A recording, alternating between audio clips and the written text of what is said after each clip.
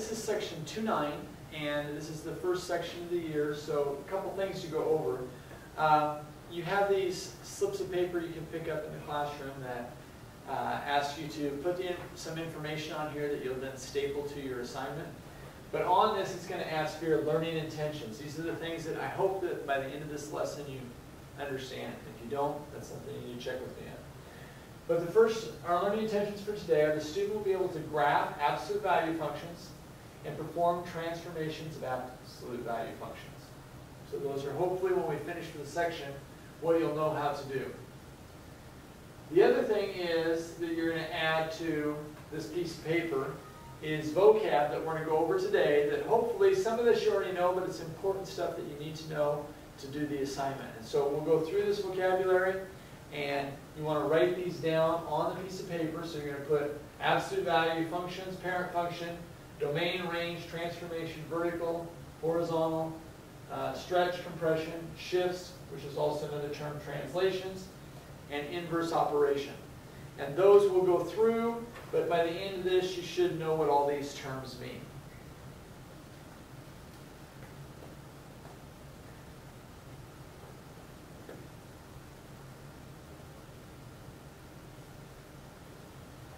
So what we're covering today is absolute value functions.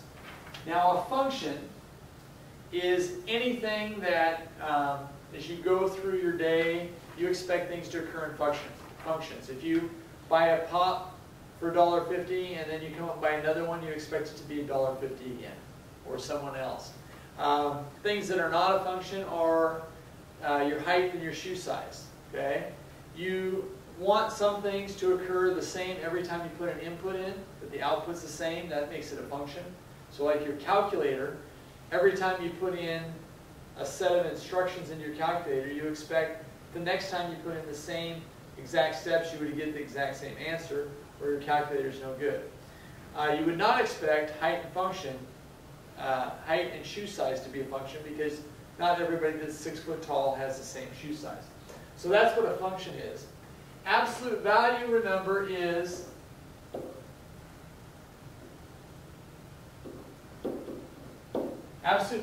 the distance from 0. So the absolute value of 3 is 3 because 3 is 3 units from 0. And the absolute value of -3 is also 3 because its distance from 0 is 3. So those are terms you should know already. But absolute value function is a function that contains absolute value in the expression. So in this case, f of x, that's a way we can write functions. They'll use f of x, g of x, h of x usually in the book. But it can be any letter. But this says the function of x is the absolute value of x. So that's the rule that we're going to use in this case.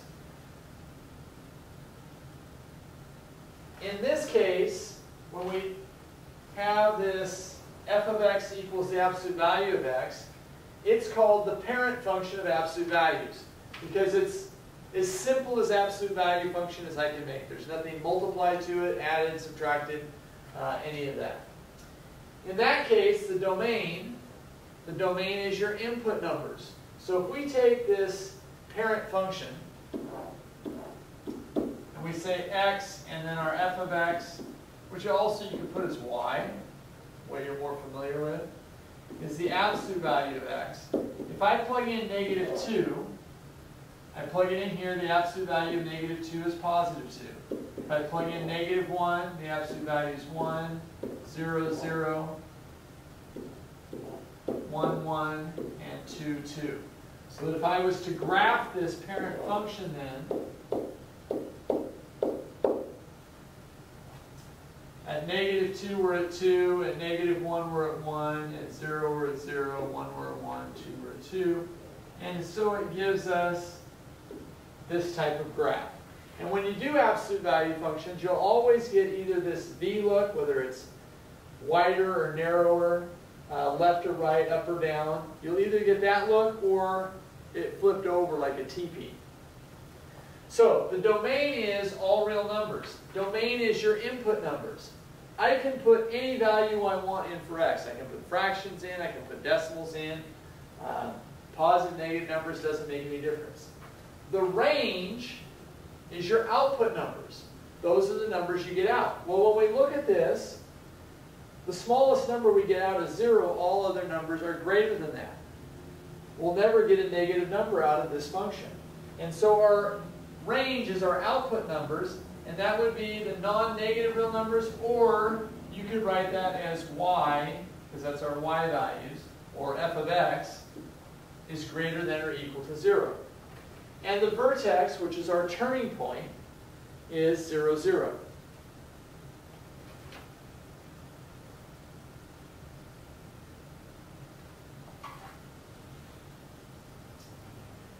Now, g of x, if we go back to our parent function, let's say f of x is the absolute value of x.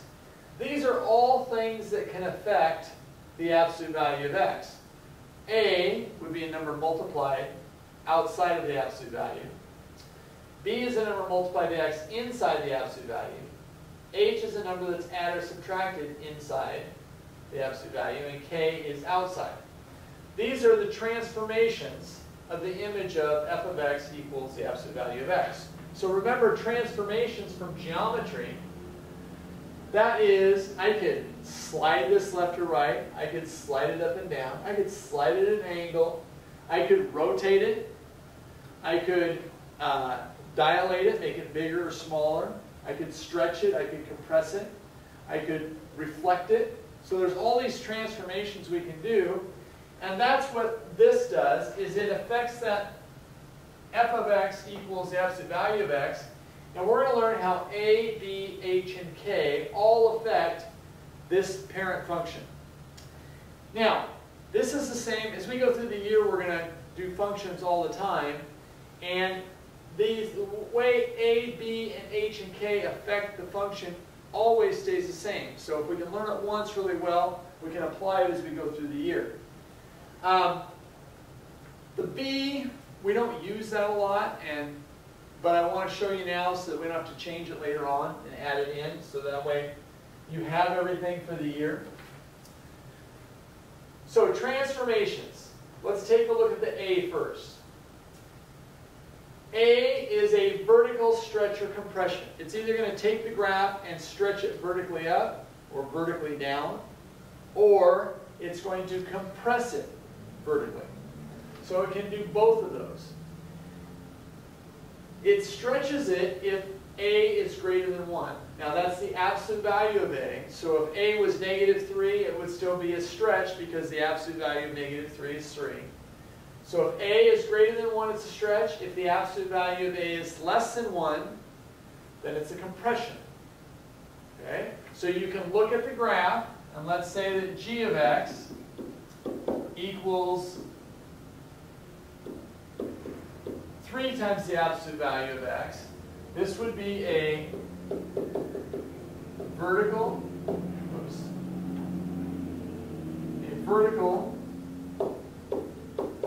stretch of 3. If it was -3, it would still be a vertical stretch of 3 because the absolute value of -3 is still 3, and so it's still a vertical stretch of 3. If it was 1/5 x, then that would be a vertical. It's vertical because it's outside, and since it's less than 1, that would be a vertical compression of 1/5.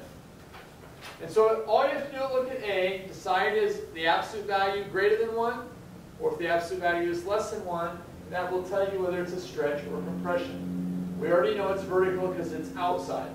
The A is the value outside. If A is negative, then the absolute value of the graph flips vertically. So these negative signs, this -3 here, would stretch it by 3, but then it would reflect it down because the parent function goes up. So a negative sign just will reflect it vertically. So, and remember, vertical is up and down. So if it's up, it reflects it down. If it already was down, then it would reflect it up. B, okay, so the B value is inside the absolute value. It's still multiplied. And so B, again, if B is horizontal, it's a horizontal stretch or compression. If the absolute value of B is greater than 1, it's a stretch. If the absolute value of B is less than 1, it's a compression. So you can see the wording of this is the exact same as the A. The only difference is the A's have become B's. But there's a huge difference when we do these. And this is what's difficult for most people. If I said that the function was the absolute value of 1/5 x, the first thing we have to do is decide what B is. And remember, our formula is 1 over B. So it's 1 over B, so B is 5. Now I know that 5 is greater than 1, so that would be a horizontal stretch of 5. But what if it was, let's say, 3x?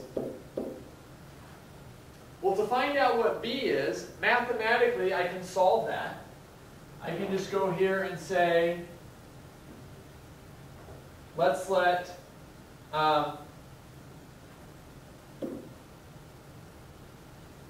so it's 1 over B.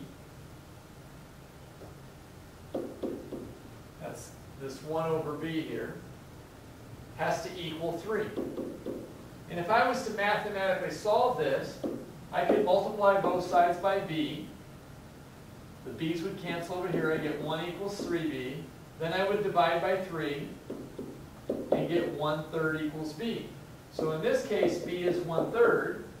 And so that would be, again, it's horizontal because it's inside. But it would be a compression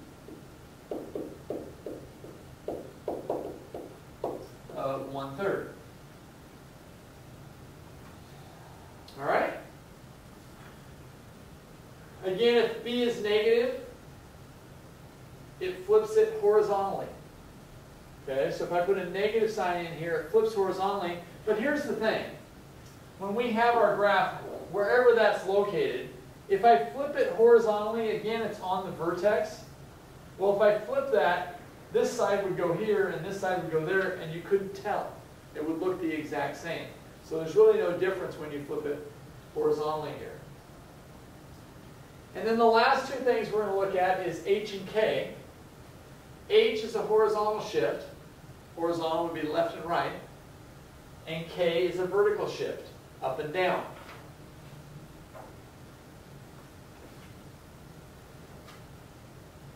Now again, here's where we have to be careful. If it says f of x equals x minus 3, well, remember our rule is a times x minus h. That's what it is, put in the 1 over b. A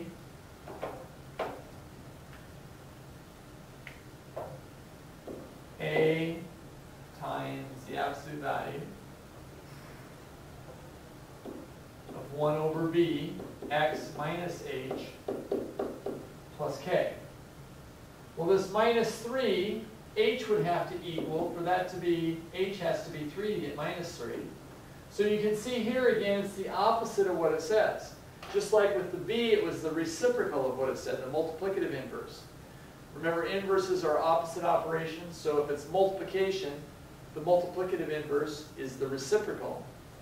And the additive inverse, since it's added or subtracted, would be the opposite, which would be 3. And so this would be, you don't need to put horizontal because you're going to say shift right 3.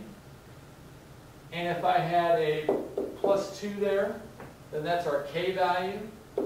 And our k value is 2. And so that's going to, again, you don't need to put vertical, but it's, the k is outside, so it's up and down, so shift up 2. All right?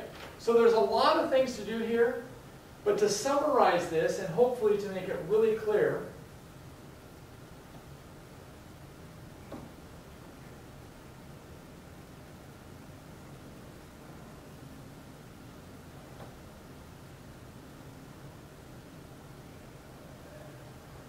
so again, we've got our parent function. F of x equals the absolute value of x. And we've got this transformation we're going to do.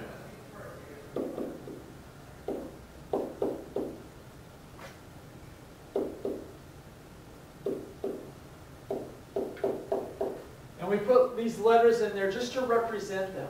Okay?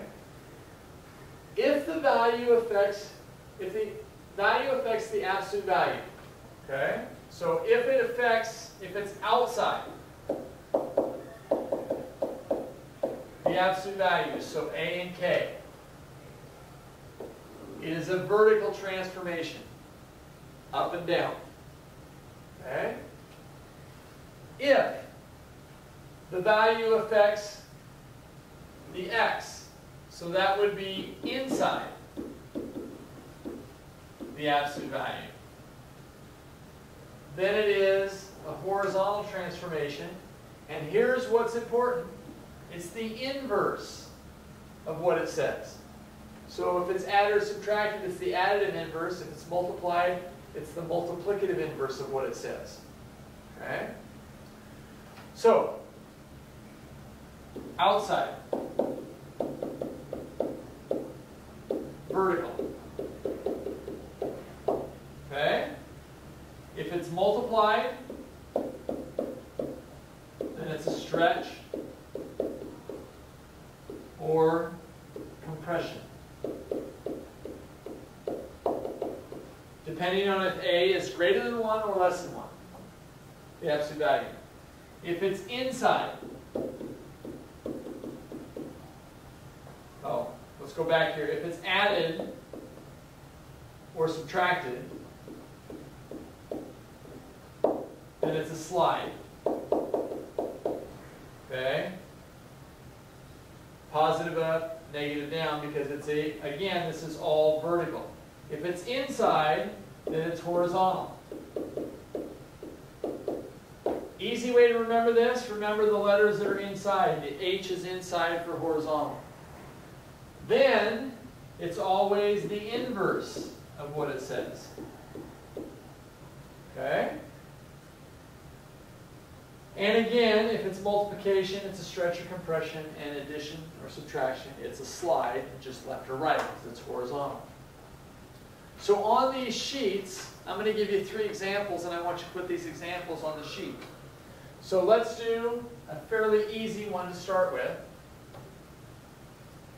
Let's do, our first example would be f of x equals negative 3x plus 2. All right? So things that might help you. Remember, vertical, outside, horizontal, inside. Multiplication,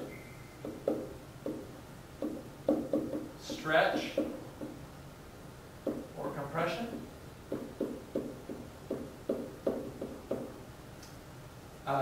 Addition, subtraction is a shift, or slide, or translation.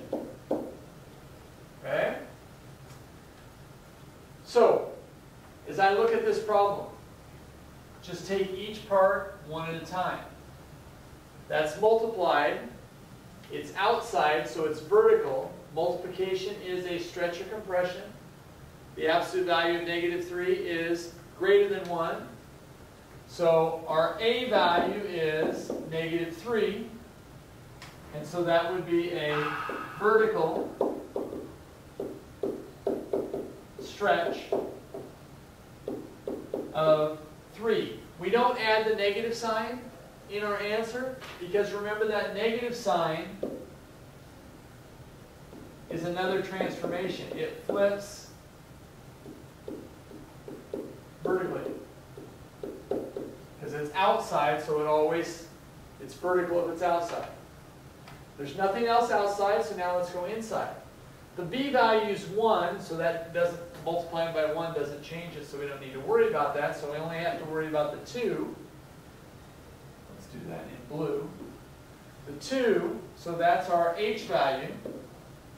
It's inside, right?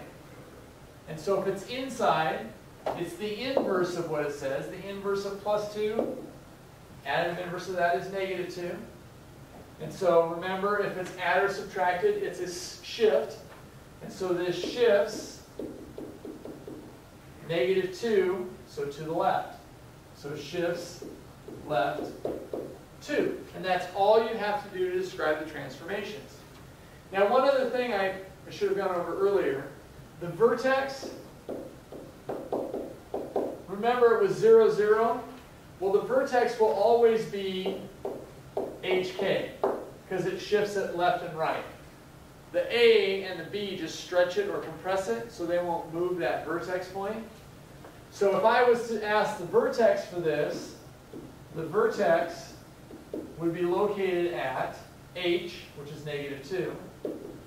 And there is no K, so it would be at 0. They asked that on the assignment.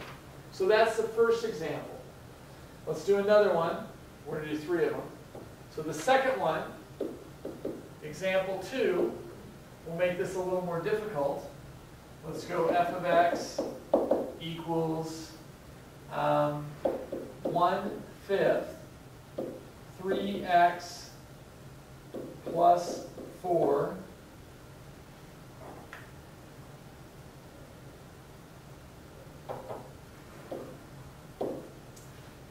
minus 2. Okay? So again, remember, outside, that's vertical. Okay? So the A is 1/5.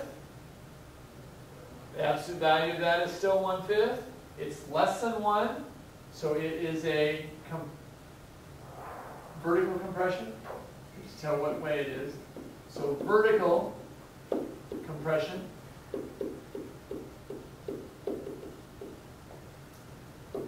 of 1/5. Then let's go, it doesn't make any difference what order you do these in. So let's take care of all the vertical stuff. So that's our K value. K is negative 2. Remember, if it's outside, it's what it says it is. And so that would be, again, it's vertical, so up and down. So shifts down 2. Now we go to inside. So I'm going to start here with the 3. Remember, we have our B value, and anything that's inside, horizontal, it's the inverse of what it says. So the inverse of 3, it's multiplied, so we want the multiplicative inverse. So that would be the reciprocal, 1/3. That is less than 1. Inside is horizontal. And so that would be a horizontal compression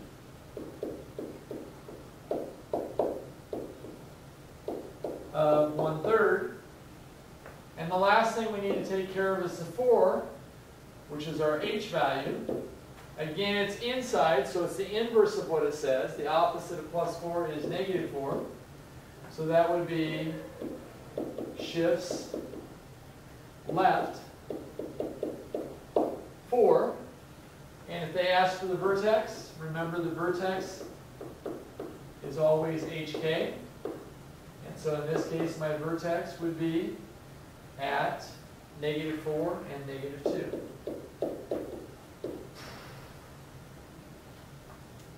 All right? One last example to put on your paper.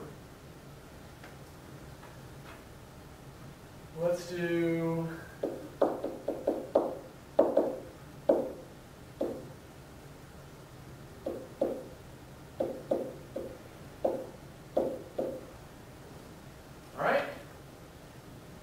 So as we look at this, again, we want to take each part. This is our vertical stuff, outside. So a negative sign is really just a -1. So the 1's not going to stretch it or compress it, it's going to stay the same. But the negative sign reflects vertically. Okay, so it's going to flip it over. The -2, again, it's outside, it's vertical, it is what it says it is. So it shifts 2 down, or down 2. And the last thing to take care of is the stuff inside. So the 3, remember inside it's the inverse of what it says, so it's -3. It's added, so it's a slide. So that would be shifts.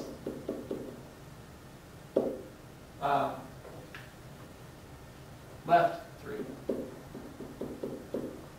So this time I didn't put what A, B, H, and K were. I just went through and wrote this. This is fine on your assignments to write it this way. All right? If it helps you to label everything A, B, H, and K and write that out, then by all means do. If I wanted the vertex here, my vertex, remember, would be HK. So it's the opposite of that, so -3, -2. So hopefully this has helped. Your assignment is page 161, numbers 9 to 23, the odds, and then number 27 and 29. Make sure, if you weren't in class, that you get one of these. You fill out the information, put the examples on there. You're going to staple this to your assignment when you turn it in. And then at the bottom, it asks you to write your level of understanding. A 1 would be you don't understand it at all. A 5 would be if you feel really, really good about it. You're pretty sure you know exactly what to do on everything. So good luck on this. I hope it helped.